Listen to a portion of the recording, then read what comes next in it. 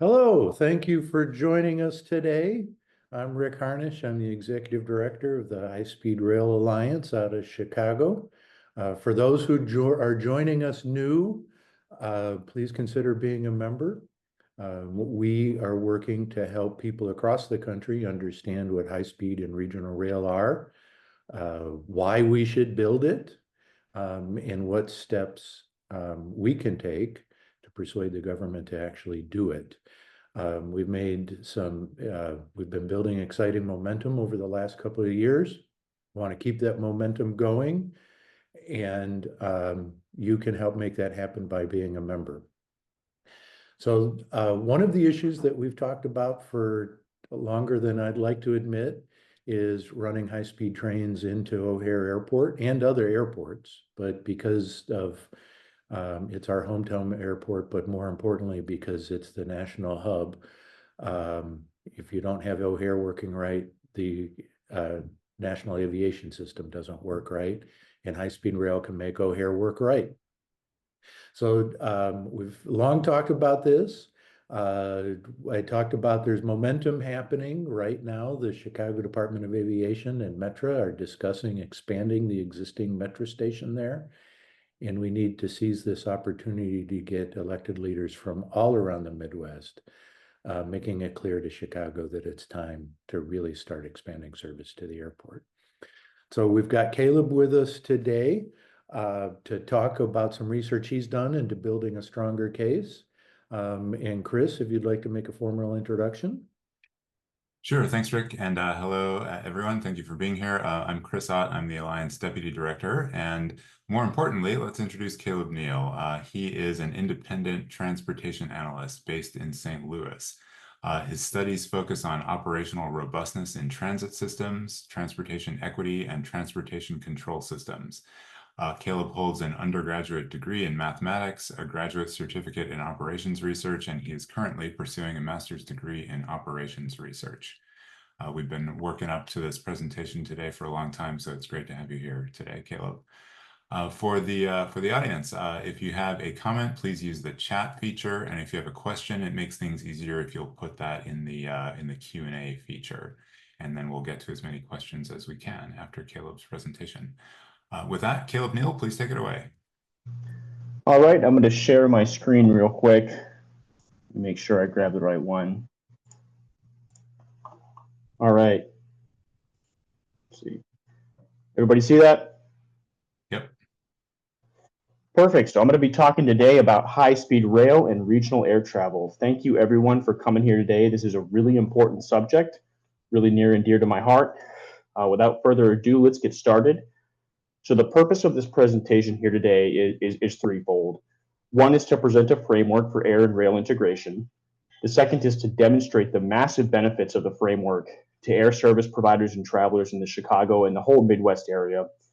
And then the third and final purpose is to outline barriers and a great way forward. So what are the problems with regional air service? That's kind of what this talk is going to focus on. Regional air service is when you get on a small aircraft at a non-hub airport and you fly into a hub airport, like St. Louis to Chicago is a fantastic example of one. Problems, right? Aviation Climate Action Plan set forward by the FAA demands net zero carbon emissions from aviation by 2050. All these little tiny regional jet aircraft provide a significant amount of carbon emissions for the aviation sector. Removing regional jets from service would be fantastic for carbon emissions. Regional air service is also expensive and inefficient. Inefficiency, the carbon emission point. It's inefficient for both passengers and airlines. Many small towns have insufficient air service because of the high cost of regional flying as well. And a growing pilot shortage is making regional air service difficult to provide. So lots of problems with providing regional air service. So the nature of the beast, why do airlines provide regional air service if it's so inefficient? The hub and spoke method is extremely popular with airlines, right? Consolidating traffic at the hub. But despite the popularity of that hub and spoke methods, airlines often end up subsidizing losses on regional connections because short haul flying is inefficient by nature. Increasing prices for regional connections is difficult and would result in a lot of empty seats at the hub airport, right? You need to get traffic from the spokes into the hub. And really the only good way right now, and the only way that airlines think about it right now is, well, we have to fly these little tiny puddle jumper airplanes into the hub and just eat the loss because of that. I wanted to put a visual aid in here for, you know, what a regional jet is, what we talk about when we mention a regional jet. It's these little small aircraft that nobody really enjoys flying. Anybody who's flown in the last 10 or 15 years has probably flown on an aircraft somewhat like this, right? They're usually small, cramped. They probably can't fit your carry-on luggage. They have to be gate checked. No fun for anyone. No fun for passengers. No fun for airlines. So let's present this air-rail connection framework here. So basically, this is the status quo right now, right, of non-hub cities. Smaller cities with a regional connection to a hub city, that's kind of type 1, right?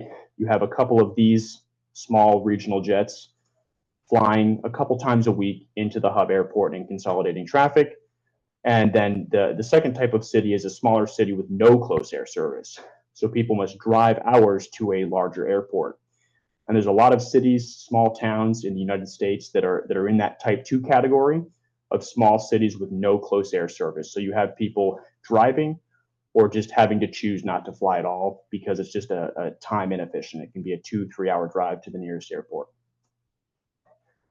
So moving forward and looking at, you know, our proposed high-speed rail framework, non-hub cities with air connections can upgauge air service to premium heavy larger aircraft. They can make more money per flight, and they can divert passengers to rail for the connecting hub leg as well. And they can discount that fare to account for the travel time increase, right? So take a city like St. Louis, my city, for example, right? They can say, okay, we're going to put a bigger aircraft. Actually, I'll illustrate a bigger aircraft like that picture on the right. We're going to have fewer of those aircraft flying to Chicago, and then we're going to offer a discount to people who take rail into Chicago on their fare, right? But we're still going to have the same amount of passenger feed into the hub. I want to go back one slide here and kind of, this is the visual I have for this, right? So you have a passenger, they go to the air rail terminal, they either get on an airplane or a train, and then they're consolidated at that hub and they get on a flight at the hub. I had this slide here to illustrate what upgauging is. That's a term frequently used in the aviation industry, replacing small aircraft with larger aircraft on select routes, right? Those little inefficient regional jets, replace them with a larger aircraft like a 737. It's more comfortable for passengers, emits far fewer carbon emissions per seat, and is just better for airlines overall, right? So for non-hub cities without air connections, right? Passengers in cities that do not have enough traffic to justify air service could be served as a rail stop. So passengers can board the train and take the train to the nearest hub instead of having to drive to an airport or just not travel at all. And what this really does is increases the effective catchment area of that hub airport. Now you're capturing demand that wasn't previously captured before, which is fantastic for airlines. And this is the illustration of that, right? Your passenger goes to the rail terminal, they get on the train, go to the hub, and then take off of the hub and go somewhere cool. So let's apply this framework to Midwest high-speed rail. So this is kind of the case study I chose to undertake here. We're using the FRA's Midwest plan. This visual is courtesy of the High Speed Rail Alliance.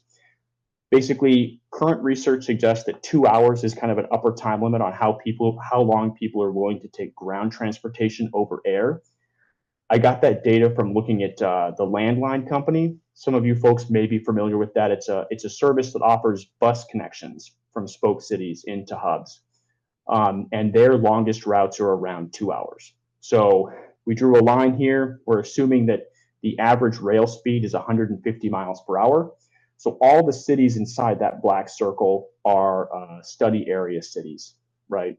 And that's kind of that 150 mile an hour average speed, 2 hour level. This is the list of all the study airports and their ICAO codes. And then these are some of the analytical assumptions we undertook, right? So the cost to produce 1 seat mile on existing regional aircraft is 14.03 cents. And that data was collected from the Bureau of Transportation Statistics. So that is an authoritative figure. For this study, we're assuming the airline is not paying for the rail connection. The railroad is a separate entity partnered with the airline, right? So that's how it operates right now. Amtrak is separate from United Airlines.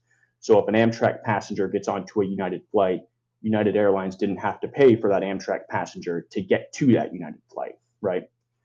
We're assuming the cost to a rail passenger per mile of rail travel is 14.2 cents. And that's the status quo. I gathered that from the Lincoln service in Illinois.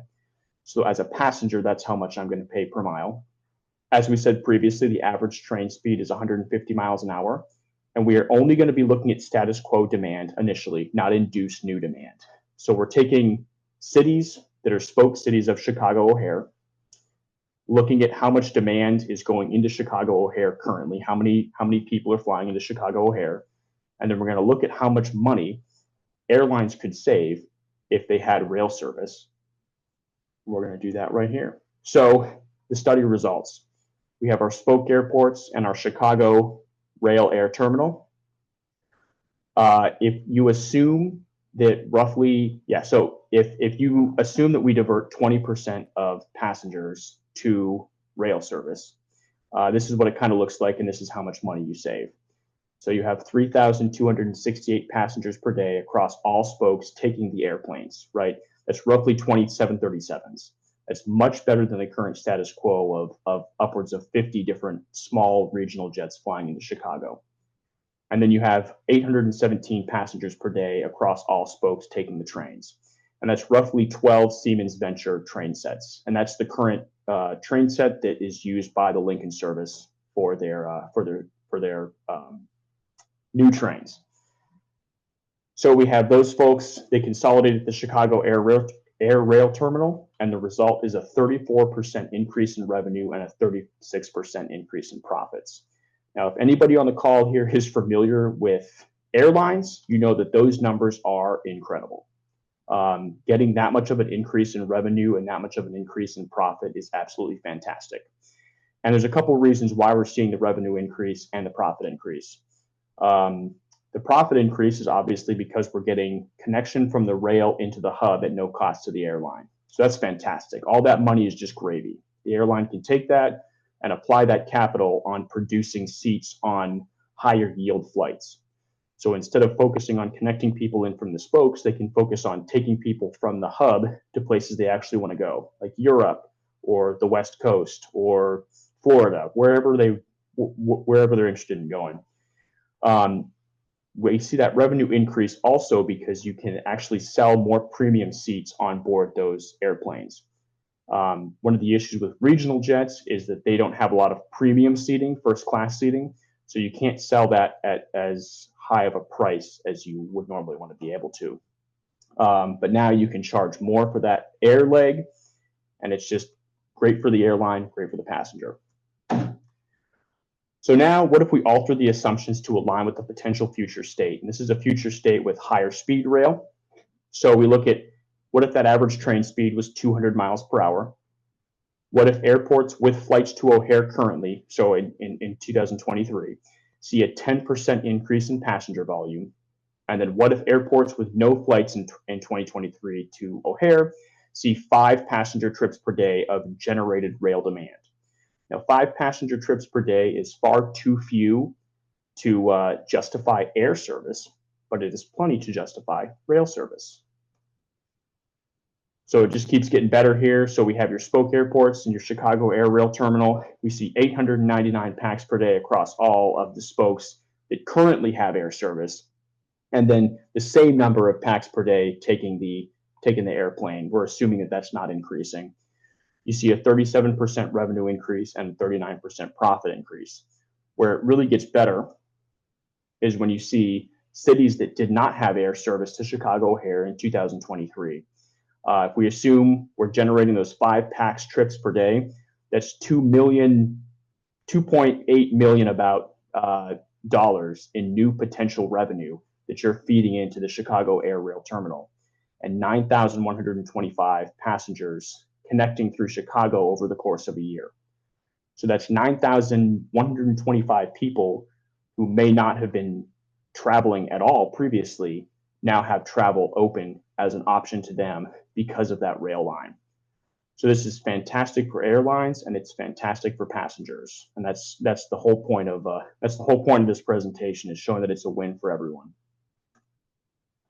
So why does all of this matter? I just kind of shared with you a lot of numbers, a lot of data, a lot of information, maybe some jargon that you didn't know. If you didn't understand anything from that previous section that I just said, this is why it matters. Just bottom line up front. You see a significant reduction in aviation carbon emissions. As I mentioned above, the FAA set a very lofty goal of net zero CO2 emissions from the aviation sector by the year 2050. If we can take a bunch of these super inefficient regional jets and retire them from service, that is going to put us a significant distance closer to achieving that goal. So that's number one right there. That's why it matters. Reducing carbon emissions, that's huge. Number two, airlines in Chicago get free passenger feed onto their more profitable longer haul flights. Long haul flights, it's very well known in the aviation industry. You can make a lot of money on those flights, right? So flying from Chicago to Amsterdam or Chicago to Los Angeles is far more profitable than flying back and forth between Chicago and Champaign-Urbana, which is just, airlines often, as I said, subsidize losses on those routes. Point number three, why this matters. ATC congestion at hubs will be significantly reduced. I'm sure most people on this call have experienced a delay going into or out of a hub airport, and the reason that the delay was caused, or the reason that they were given, is air traffic control delay of some type, right? One of the issues with these hub airports is they are so congested with aircraft that any small disruption in the schedule, a few flakes of snow fall on the ground, thunderstorm blows through, is going to have ripple effects hours and hours later because the schedules are so packed. They just don't have the capacity to flex. Removing regional jets from hub airports would be fantastic for ATC congestion and would result in fewer airline delays for you. That's money saved by the airline, and that's a more seamless travel experience for passenger. Number four is kind of goes along with 1, 2, and 3, but ancient regional jets can finally be retired. That lowers the maintenance debt that airlines are going to have to maintain those regional jets, which is a win for airlines. And then number 5 is the pilot shortage abates. I mentioned this is one of the problems with regional jets. Regional airlines in the US have a hard time retaining pilots because there's a supply shortage of pilots. And when pilots get enough time to go to a major airline, which is not a regional airline, they jump ship for better pay. So you can see an abatement in the pilot shortage if you took regional jets out of service. So these are the 5 main reasons why all of that stuff, all that analysis that I presented previously matters. So what are the barriers to achieving these goals? What are the barriers to achieving a more interconnected air rail system? Number 1 is people don't like complexity when traveling. We need to make rail connecting as easy as air connecting. And I have some slides on this later, but people don't want to have to leave the station and get on a transport and then go to the airport and go through security, and all that introduces complexity, right? If we can cut out as much of that complexity as possible, that would be fantastic for getting people to buy into this idea. Barrier number 2 is airline and rail reservation systems are not federated. I can't book an Amtrak ticket and a United ticket on the same website.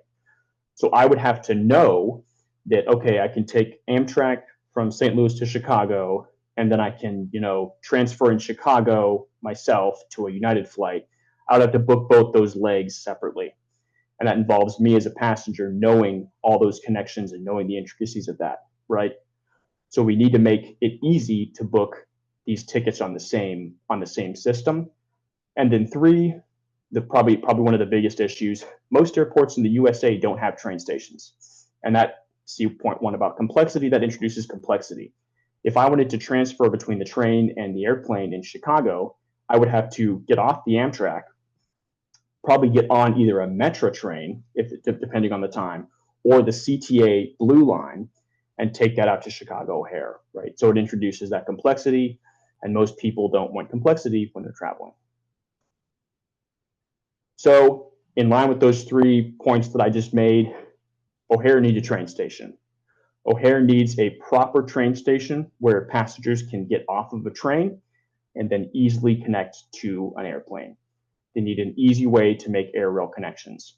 As I said previously, the potential to create air rail connections at Chicago O'Hare exists currently, but you would have to transfer off of an Amtrak train onto a Metra or a CTA and then get to O'Hare Airport, which introduces complexity. So O'Hare needs a proper train station if it wants to keep up with the times. For those of you in the audience who've been to airports like Amsterdam Schiphol, they have a fantastic train station, right? You go to the lower level, you can get on your train. It's a seamless connection. But yes, O'Hare needs a train station. Beautiful visual here, artwork courtesy of the High-Speed Rail Alliance. All right, so I'm going to close out my presentation here and kind of give a way forward. What do we need to do to advance this effort? And this is my opinion. Maybe other people have other ways forward, but we really need to build a coalition of political and industry partners devoted specifically to advocating for air rail connections. Right? Industry partners include airlines, they include rail companies. Those are the big 2, but they also include people like reservations agents and the people who man the back end systems of airline reservation systems, global distribution systems, right? So we can get all those systems talking that need to interconnect. And then specifically political partners too, right? The US Department of Transportation, the Illinois State Assembly, other state governments around the nation. We need to build out this coalition of political and industry partners who are devoted to making these air rail connections. People in this country, in the United States, are not very good at thinking intermodally when it comes to passenger travel. We need to change that paradigm and get people to think towards a better future with better intermodal connections and a better transportation system for everyone. Thank you folks very much for coming here today. I'm very excited to hear all of your questions. Now, previous to us getting this started, you were talking about studies that you've looked at. Can you tell me more about what kind of research you've looked at and what's out there? So one of the big studies I looked at was an MIT study, and I actually shared this with the nice folks at the High-Speed Rail Alliance, was an MIT study done, if I remember correctly, it was in the early 2000s, and it was done on air rail connections in Europe.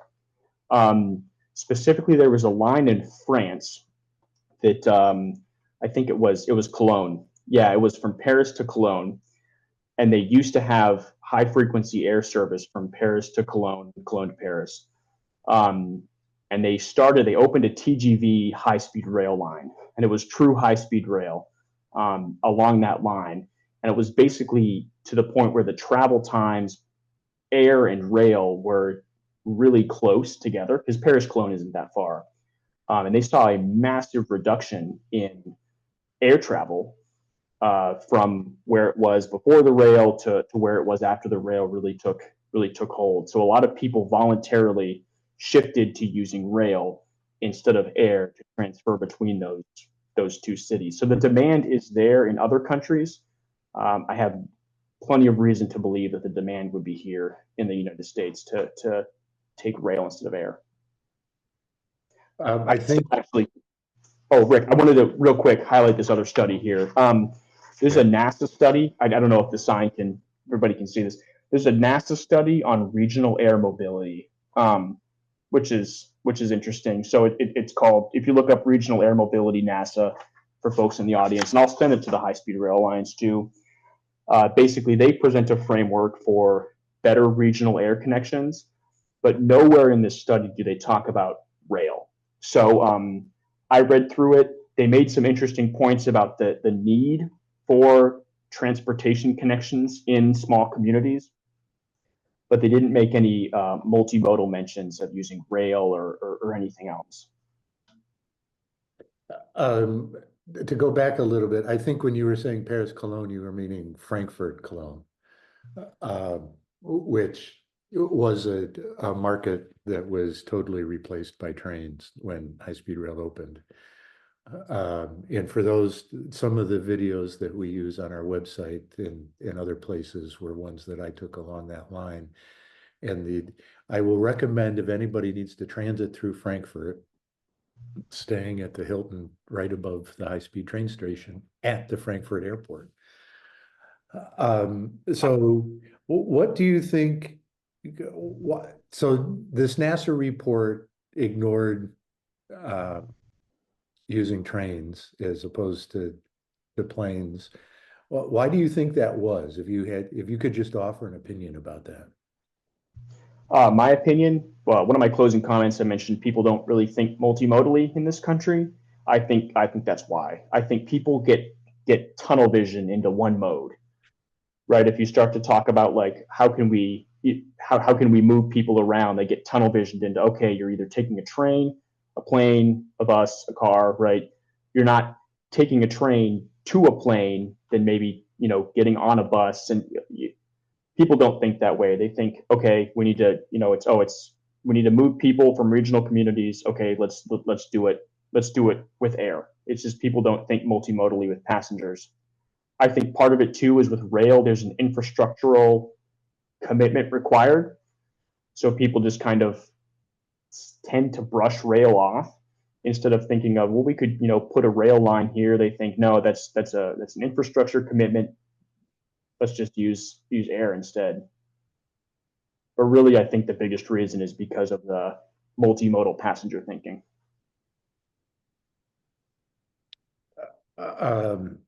Chris, were there any other questions? Yes, there are several, and there's still time to add more if anyone has them. Let's start with this one. Jim says, this seems like a significant win for airlines, but what would the incentive for rail line companies be to invest? Yeah, so that's a fantastic question. Rail lines are going to get more than just airline connecting passengers, right? They're going to get people who are not connecting onto an airplane. They're going to get significant amount of demand from the Midwest and from the nation for actually good high-speed rail. And I actually point to lines like I point to the Lincoln service, I point to the Borealis service done by Amtrak. Some of the short, medium distance trains, which have just thousands upon thousands of people monthly. They boast high load factors and good on-time performance, and those lines actually do extraordinarily well. Point to the Acela line too, and some of the lines in the Northeast corridor. So there's a significant capital opportunity for rail companies to offer increased passenger service along these lines. Addition to that, this is also if we're assuming that the rail company is not subsidized federally. So if it's not something that's run by federal subsidies, I think rail can be profitable on its own. But I think there's a lot of opportunity regardless out there for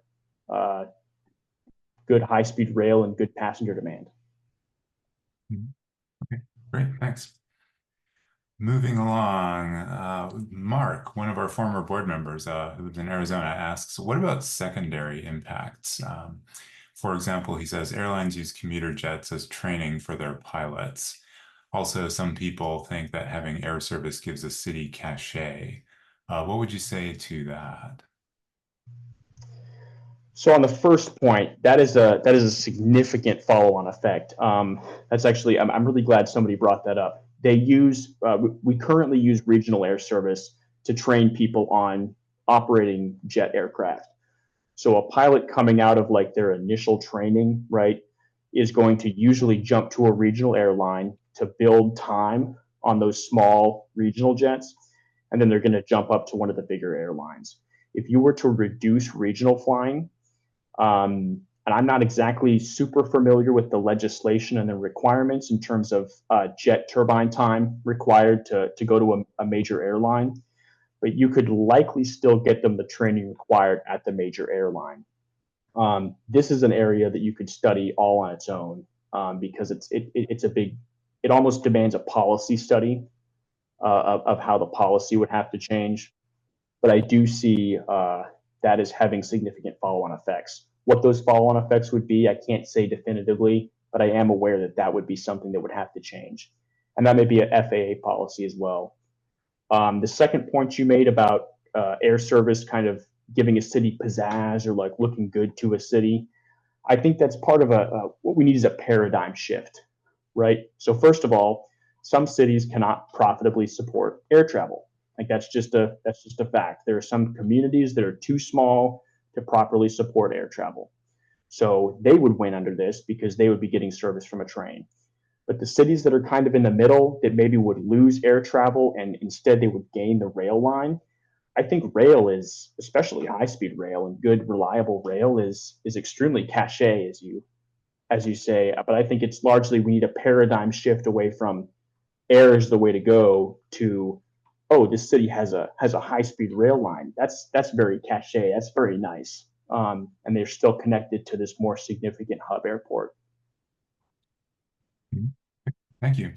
A follow-up question from Mark is smaller routes. He says smaller routes are actually contracted to smaller airlines. How would you deal with the issue of what's going to happen to those companies operating those?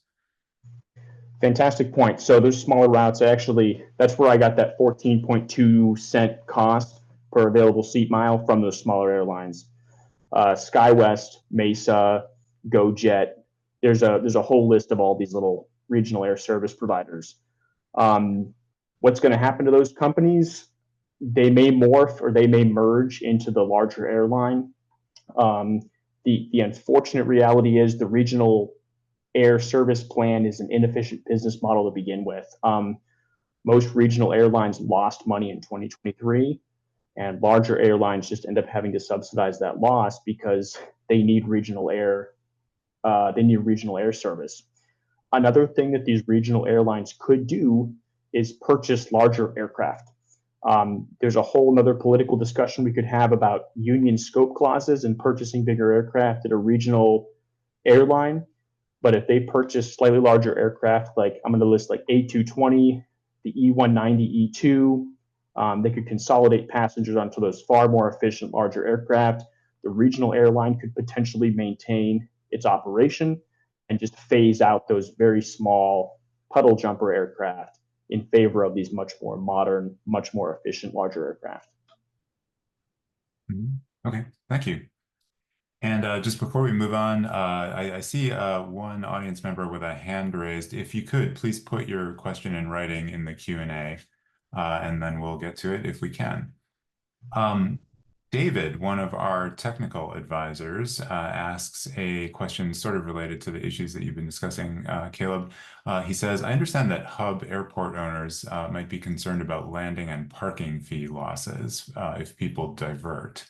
O'Hare in Chicago, for example, has recently added several runways and has lots of capacity. What are your thoughts on these sources of revenue? So that's a fantastic question. I don't know what O'Hare's and this is I'll take note of this to look into this. I don't know what O'Hare's landing fee schedule looks like, but usually airports charge landing fees by either the weight of the aircraft or the number of seats on the aircraft. So if you were to take these regional jets and replace them with larger aircraft, and this is dependent on what O'Hare's fee schedule looks like, you could probably still maintain the same amount of revenue because you're flying nearly the same amount of seats, probably some fewer, but you can maintain the same amount of revenue without having to sacrifice that from the regional jets. And actually, from an airport perspective, it's fantastic because regional jets take off and land more often. They do more wear and tear on runways. So it actually saves you money in the long term, saves air traffic control headache, saves gate maintenance headache. All those issues at hub airports are abated. But I will put it in there to look at O'Hare's fee schedule because they usually post that. So look at their landing fee schedule. Thanks. Let's see, Caleb, you mentioned that people tend to be willing to travel 2 hours by ground before they start moving to air instead. Breck asks a variation on that question. Do you happen to know how long travelers will tolerate traveling in tunnels to get from other cities to airports? Tunnels. Tunnels. I don't know. I don't know how long people are willing to wait for tunnels. That's a rather interesting question. I'm wondering if there's a specific reason why you're asking that question, or if it's just I don't know how long people are willing to travel in tunnels. I would assume, given the length of tunnels like the Channel Tunnel, I would assume people have a decent tolerance for tunnels. Mhm. But I don't have any data that would suggest anything. Good point. And Breck, if you had further detail, please put that in the Q&A or chat. But for now, let's move on. Matthew asks, can rail stations perform TSA security checks for passengers who would be going on to the planes? I love this question. Thank you, whoever Matt who asked this question. Fantastic. Currently, no. So I can speak on this subject actually with some experience. Before I was in my current position, I worked at a small regional airport in Colorado. They had bus service with, as I mentioned earlier, the landline service. So the landline service would offer a bus connection from this small airport in Colorado to Denver International Airport. One of the big issues this bus provider was trying to work out was, can we security screen our passengers at the small airport, have them get on the bus, take the roads to Denver International, and then let them off in the secure area of Denver International? TSA wasn't in love with that idea, but there has been some strides made towards getting screened passengers on overland routes. So I've thought of how this could work if you had like a screened passenger rail car on a train. This is a huge policy question, but the TSA is actually exploring this with the landline service, with screening people at spoke airports. Now, screening people at a rail station, I don't know how they would feel about that, but it is not outside of the realm of possibility to create like a connecting air passengers departure area specifically, where you go through TSA screening at your rail station and you're kind of held in a special area, and then you get on a special secure rail car, and then you can get off at a special secure area at whatever hub airport you're at. That is a fantastic question. I very much appreciate somebody asking that, because that's kind of one of the nuances of this study, is you would need to observe how, not having having a large number of unscreened passengers getting off at a rail terminal at an airport, and then having to go through security at the hub airport. How would that affect hub airport security lines? Great, thank you. David, one of our board members in the Chicago area, asks, or first he notes, travelers have already made the shift from air to rail to travel between cities in Europe, for example, between Madrid and Barcelona, Paris, Lyon, Rome and Milan, and probably others. He asks, do we have similar evidence from lines within the US, either in the Northeast Corridor or on the West Coast so far? And would the same dynamics at work there work in lower density regions like connections to Atlanta or Dallas-Fort Worth? So I have looked at the Northeast Corridor.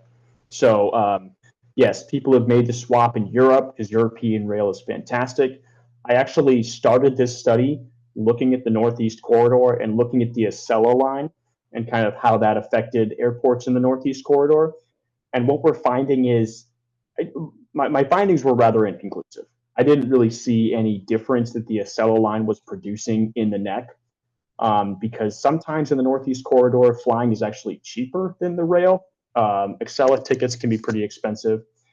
So the economic dynamics around the Northeast Corridor and some of the rail that's going on there, and the fact that you can't buy the airplane ticket and the rail ticket on the same website, so you would have to like self-connect is what it's called, drive the fact that there's no effect currently. There's no effect that I could detect in my data anywhere in the United States. So I think if you made it possible where you could like take the Acela from Boston to New York and then connect in New York onto a longer haul flight on the same website, if you could buy those tickets there and it was an airline sponsored connection, you would definitely see a lot of uptake. But as currently, no, I didn't see any data to support that. Using rail to connect smaller cities like Dallas-Fort Worth, one of the fantastic places for rail within the United States right now would actually be in the Texas Triangle.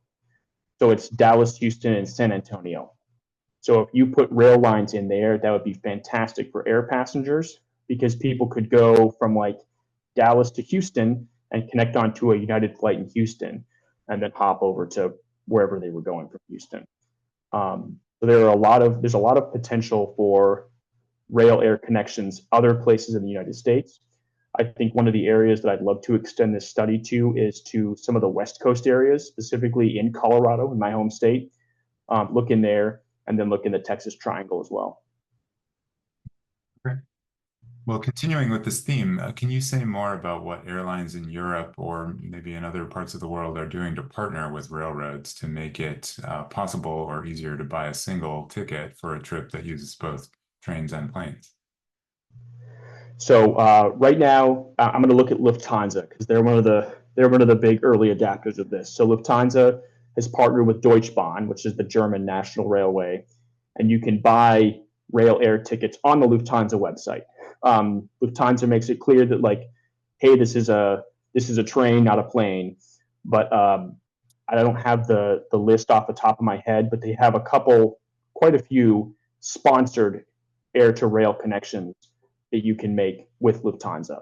So you would get off at like Frankfurt, get to the Frankfurt train station, and then hop on the train and go to one of those spoke cities that just can't support sending an airplane there, or it would be inefficient to send a regional jet back and forth between this city. So you hop on the train, and it's a Lufthansa sponsored connection. You buy it all on the same site. You can pick your seats. It's super nice. One of the biggest issues with doing that within the United States is a lot of airline distribution systems, their ticket distribution systems, don't have the proper, and rail, actually, I should say for that matter, don't have the proper APIs set up. So I couldn't build a front end and then connect it into both the air and rail reservation system because both those reservation systems are antiquated. So the reservation systems themselves need updating so you can ping them with APIs. And this is a little bit of technical speak here, but and build a front end, it connects into both of them simultaneously. Thank you. And then we've, the Northeast Corridor has come up. So here's a question about that. Andrew asks, before the pandemic, United Airlines and Amtrak used to partner with each other to fly out of Newark Airport. Do you know anything about why that partnership ended? Sorry, wait. Cut out there for a second. Read that one more time. Sure. Before the pandemic, United Airlines and Amtrak used to partner for people flying in or out of Newark Airport. Do you know anything about why that partnership ended? No, I believe I stumbled across that partnership in my research. It was buried on their website. It was like a web page from years ago, and it was like 3 layers deep that I had to go to find it. So do I know why that connection ended? No, I don't. I suspect. I actually don't have any suspicions. I don't know. I would need to ask somebody from United, which is why we need industry connections. I need to ask somebody why that partnership ended.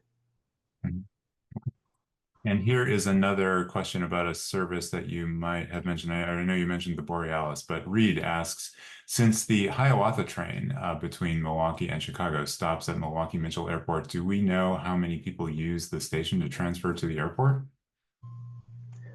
That is a good question. I could not find data on that one. So I need data. That's one of the things that I need. I would love to look into that. I would actually love to go out and do a site visit of that airport and try and self-connect, try and just go to that train station. I'm aware of that intermodal terminal, but no, I don't know how many people are self-connecting. As I said, I need data. I would love to investigate that though, but I had a thought about that. No, I think, yeah, I've looked at that before. I'm aware of that. I don't have the data, but I've done it. There's a little van that comes and picks you up at the train station and takes you to the terminal. It takes a few minutes. It's not really possible to walk it, unfortunately, but there's a shuttle. Ernest asks a question, and maybe both of you might have thoughts on this. But he asks, when you speak of high-speed rail for connections to airports, here. Why not consider maglev, which can travel faster at 300 plus miles an hour? So, okay, maglev's, I'm a huge nerd. I love electricity and magnetism. I love maglev. Maglev isn't, maglev is a massive capital investment, right? You would have to build special tracks. It's extremely expensive per mile, much more expensive than regular steel rails. I think we as the high-speed rail community need to focus on things that are more feasible in the medium to short term. I think maglev is something that's extremely long term. There are maglevs around the world that are currently operating. I believe there's one in China. I think maglevs are probably going to be practical on shorter, really straight routes where you can just shoot a maglev train down to one end and just have it go back and forth really fast. But for now, I'm going to stick with steel rail, high-speed rail, because I think that's one of the things that's most practical.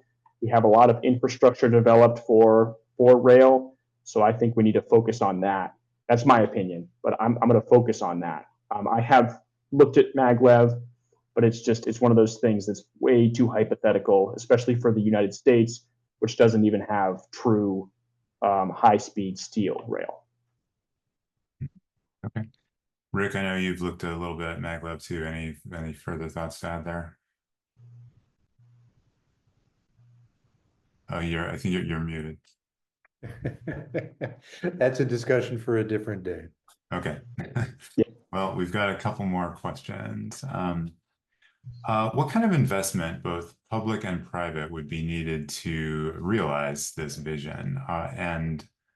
Related to that, are there other funds that could be freed up for this, like from the Essential Air Service program, which the U.S. government currently spends millions of dollars on to subsidize small regional airports? We've had a couple of audience members ask about that program. So I'm breaking out my pen and notepad here. I'm going to write down to look at the Essential Air Service because I'm aware of that, but I did not look at the savings if you remove EAS subsidies from some of these towns and instead put that money towards developing good rail. So that is something that has not been in my analysis yet, but that's actually a fantastic point. Sorry, so that was a two-part question. So part one was Essential Air Service. Yeah, there's a lot of potential savings there. What was the other part of that question? What kind of investment, public and private, would be needed to realize this vision that we're talking about today? So for now, what I'm assuming is it would largely be public works at this time. I don't have a cost estimate for public works yet. I've been mainly focusing on benefits to airlines and benefits to passengers. Another component of this study is going to be estimating how much it would cost to upgrade track speeds to get trains going faster and then build stations where required. But I don't have a figure for estimated costs at this time. But I'm writing all this down, and this will be future components of this study. And yeah, this study is not stopping anytime soon. This train is rolling. Okay, thanks. Here is another request for data, although the number may be in the answer may be in single digits. Larry asks, how many U.S. airports have rail stations now? That's a fantastic question. I actually looked at this. The Bureau of Transportation Statistics keeps information on this. The only U.S. airport with a proper heavy rail connection. Now, Chicago does have a metro station, but that's more off-site. The only U.S. airport, according to the Department of Transportation, with a heavy rail connection on site is Baltimore. Baltimore has a metro stop that you can just walk to right from the terminal. How many U.S. airports have rail stations that are near or just like kind of right off site? I don't know that number exactly, but I do know that the only one with true heavy rail connection is Baltimore, which is right there on site. Denver, okay, I see a comment. Denver, is that commuter or is that light rail in Denver? I know about the A line goes to Denver, but is that classified as light rail or is that commuter rail? That was in the comments. Rick, you're muted again. Probably the best railroad connection is the Denver airport, and that is a commuter line to to Denver Union Station. Baltimore requires a bus connection. And then Newark, Liberty Airport has a people mover connecting them. Burbank, you can walk between. And Milwaukee, we discussed earlier. I feel like I'm missing one somewhere, but I think those are the biggies. Yeah, those are the biggies. Providence is close. That's a walking connection to somebody made a comment. There is Providence that they have a walking connection from a small station. And then I see Orlando with Brightline. Does Orlando Airport have a Brightline station, or is the Brightline station a walk away, or a bus ride or a walk away? Boy, we should have a collection of this. So Brightline was built as part of the new terminal that they're building there. So it's a walk to the new terminal and people movers to the other terminal. It's actually in the middle of the airport.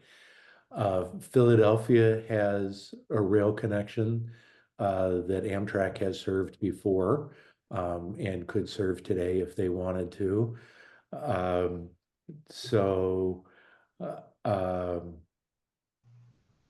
There we go for large, for big trains. And there's others. Let's end that discussion. All right, lots of room for improvement there for our rail connections. Yes, I saw a comment about sharing my contact information. I would be happy to share my contact information at the end to make sure everybody has that. Everybody has that if anybody wants to collaborate, right? Trying to create a coalition of the willing here. So.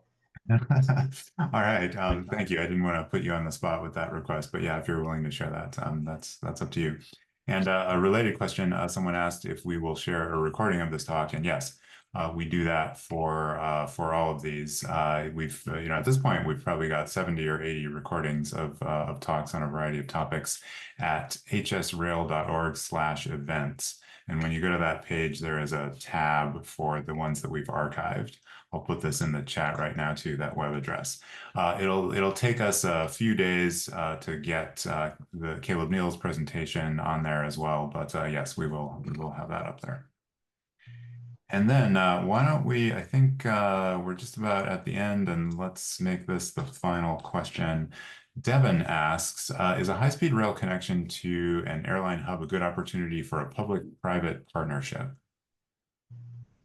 Ooh, that's a great question. I would say yes. I like public-private partnerships as long as it's mutually beneficial, as long as everybody's winning. I think that this is a perfect opportunity for a public-private partnership. Building passenger rail, as everybody probably knows, is extremely expensive. It's a massive capital investment, and then it's risky. Passenger transportation just doesn't historically have super high margins. So I think it would be, yes, it would be fantastic for a public-private partnership.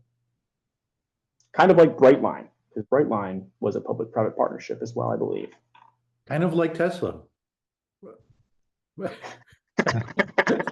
Sorry to the audience, but my frustration is Tesla only survives with federal subsidies, and yet somehow Elon Musk is a fantastic businessman. So, well, thank you everyone for joining us today. Thank you, Caleb. Rick or Caleb, any concluding thoughts today? no, thank you, Caleb, for this. This is great, and hopefully we can continue to talk. And as I mentioned at the beginning, Metra and the Chicago Department of Aviation are right now thinking about what an improvement to the station is.